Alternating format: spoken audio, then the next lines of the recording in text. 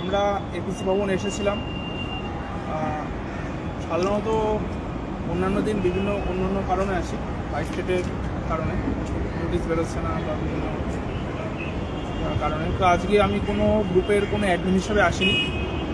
আজকে আমি এসেছি আমাদের 2019-2021 সেশনের যে রেগুলার ডিএলএড ক্যান্ডিডেট, আমিও একজন 2019-21 সেশনের ডিএলএড ক্যান্ডিডেট।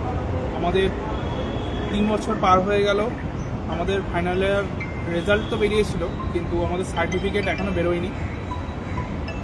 তাই জন্য এই প্রসেসটা কতদূর এগিয়েছে বা আমরা যে কয়েক মাস আগে, আশা করি প্রত্যেকের মনে আছে, আমরা যে কনভোকেশনে অ্যাপ্লাই করেছিলাম এই প্রসেসটা কতদূর এগিয়েছে সেই নিয়ে আজকে এপিসি ভবন এসেছিলাম। এখানে ইএস স্যারের সাথে কথা হয়েছে।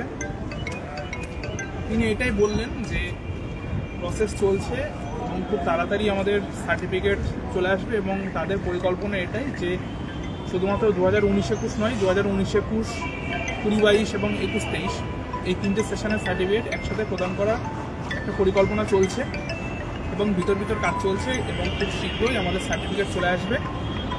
আর এর মধ্যে যদি কেউ সার্টিফিকেট নিতান্তই প্রয়োজন তাহলে তাদের প্রফেশনাল সার্টিফিকেট বার করার ব্যবস্থা আছে।